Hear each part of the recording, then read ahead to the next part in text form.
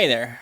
Today I want to talk to you about plans and making big plans. This came about as kind of like an after effect, an unintended after effect of the whole write a paper in 6 weeks project. And this is something that I actually didn't include in the learnings video that I made. And I think the main reason for that is because the thought just wasn't really formed yet. So, like I'm still processing this whole experience and some thoughts just like bubble up. And this is kind of like my way of sharing it with you. So, how this came about is that I was just thinking kind of how to make the next paper experiences in this whole PhD project a bit nicer than the one I had now. And, I kind of like engineered all of the pieces, like, oh yeah, make more notes and like read more papers and blah, blah, blah. But a core kind of like, a core piece was still missing. And I talked to my supervisors about this quite a bit and like any colleagues, and everyone agrees that a good like 50% of the challenge of doing a PhD is just like managing your psychology, right? That like you are gonna freak out, you are gonna feel lost, you're gonna feel stupid, your imposter syndrome going rampant, but just like managing yourself and making sure that you're okay is a big part of that. And for me, this kind of feeling lost and yeah, so feeling of being lost, I guess that would be a better way to phrase it. It's just something that like absolutely can ruin me, and there are multiple reasons for this, but I think that the main one is because I don't have a plan B. And when you don't have a plan B, what you are currently doing all of a sudden becomes much more like the stakes are higher, right? And it leads to this myopic, like losing yourself in whatever you're doing experience, which just really does not work for me. I think for me, like the first 6 months to maybe even like a whole year of the PhD, I really felt kind of like wandering around without any like heavy direction, because like while my supervisors kind of like pointed me in the right directions. Okay, that sounds a bit stupid saying it out loud now, but like while they provided some guidance, I didn't have the kind of like the intuitive feel of agency that like I know where I'm going. And it almost felt like, they told me like, oh yeah, this should work. And then I was just like, okay, but like, I really, really don't see how this would work. And like, oh yeah, just like, try some stuff. And I'm trying stuff, but like while I'm trying, I feel like I'm missing something, And it was just like, on general, not a particularly nice feeling. And this was also some of the reason why like the reading and the note taking kind of fell off, right? Because when you don't have direction, like a long-term direction, it gets like very difficult to pick what to read, because I don't know what's gonna be useful to me like 6 months from now, right? Because like I might overhaul my entire theory section because I just learned something that is trivial to someone who's been in the field, but it's completely news to me, and like stuff like this. And it just like led to this very like short-termist outlook on my work and then this whole project.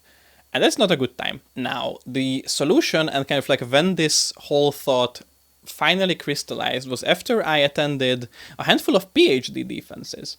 And if you're a PhD, I highly recommend attending defenses of your fellow PhDs. First of all, show support. Hell yeah, you should be the biggest fan of your colleagues because they made it. They are the living proof that there is light at the end of the tunnel. But I think you can learn a lot from like kind of seeing 4 or 5 years work condensed down to this, about hour and a half event. Basically, what I noticed is that like the best defenses I saw all had like a story. And, like of course every PhD project has a story. Because like, it's a PhD project, like it's like chapters and everything. But like if you don't have to write a book, which is, I know that that's the case in some fields, in some countries, blah, blah, blah. But like for us, we don't have to write the book. We just like write multiple papers and then introduction, conclusion at the end. And then, that's your PhD thesis. And so like theoretically, you can just write 4 completely unrelated chapter and then make up a weak-ish storyline at the very end, like the last 3 months of your PhD, and then just chuck it together and you can graduate with that. But I found that the really good defenses and the really good projects I've seen all had a really good story. A nice, coherent, overarching storyline. And I realized that I really want that, because as I just imagined myself kind of like presenting my research at my defense as like, the final thing, I wanted to tell a story, right? Like, I'm a storytelling kind of guy, if you couldn't tell by this whole interaction we're having over here. And it just got me thinking, like, hey, how could I make, like, what would be the story of my PhD? I won't tell you the story of my PhD yet, because I think it needs a bit more simmering and work on my part. But I will tell you that starting to think about it and like incorporating all the constraints, like, okay, so I'm working with a company, right? Okay, like they have to be in the picture somehow. Okay, like this is the method I'm comfortable with and what I want to do. Okay, I have to do that somehow. These are the theories and the fields that I'm working in. Like these all have to come together.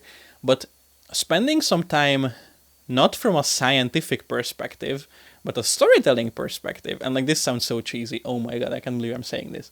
Because like, the internet is full of storytelling gurus and everything. Sorry, I don't have a course to sell you. But if you think about your PhD from like a storytelling perspective, like you would want it to be like a cool story, right? Like to go somewhere with it and like to have some nice line. And of course, like it's not gonna be some like three arc, like what's that, like the hero's journey and the 3 arc structure and whatever. Like obviously, like it's a PhD story, but it still goes a really long way in kind of giving you perspective. So I mentioned that I won't share my story with you yet, because I do think that like it needs a bit more time to really simmer. But I don't expect it to be final, right? Like it's still research at the end of the day. Like it's the biggest roller coaster there is. But like the story doesn't have to stay the same for you to work. And I think for me, it was enough to give me direction. Like, hey, these are like the 5 papers that I would like to write. Oh yeah, of course, I just realized that like this sounds quite similar to like a project proposal, like, a PhD research proposal. If you are working in a field where you can, before your PhD, determine kind of like all the research that you're gonna do, that's great, because then you don't have this issue. But for me, it was a much more open-ended project. It was like, hey, this is roughly what we want to do. It's up to you to figure out what you make of it. And while that's great, I have a lot of freedom. It also, came with this whole, like, the problem of this video, right? So just like keep that in mind. The biggest benefit I've seen so far from kind of like having this idea of a story written down is basically 2 things. Like the first is kind of managing my psychology, right? Like just purely like I have a direction in mind. But the other is that I can play with these ideas concurrently in my head. And I went from having this one project, this one paper that I'm trying to write, and if I get stuck on something and I just need some time to think, I'm stuck. Like nothing else makes progress, because this is like the one thing. I went from this to being like, okay, I need to think about like what this centrality measure means. Okay, let's park that. Let's open up a paper about like, I don't know, some identity thing or some platform thing. Spoiler about my story, by the way. But like, I can just switch gears, let my brain process in the back on the other project, and then I can be like, that's what it means. That's what I need to see. And then like just like switch back to it. And I think this just kind of removes that dread, that feeling of like feeling stuck from the inevitable moments when you just like hit an obstacle in research. And for me, this goes an extremely long way. It's a huge relief. Yeah, I think this is about it. I think this is kind of like roughly what I wanted to outline to you, right? And like how you make the story, I really don't know. Like I remember that I first outlined this to my girlfriend over dinner at a nice restaurant, when I was like, hey, I think this would be kind of cool. And then it's like, oh yeah, that would be kind of cool. And then like this whole idea like got tied together with the PhD defense and the overarching story, and I just drew it out on a whiteboard, and then that's kind of where we are. But just like think about kind of like your story and what you want your PhD's story to be. Yeah, I think that should be it. Thanks for watching. I'll see you next time.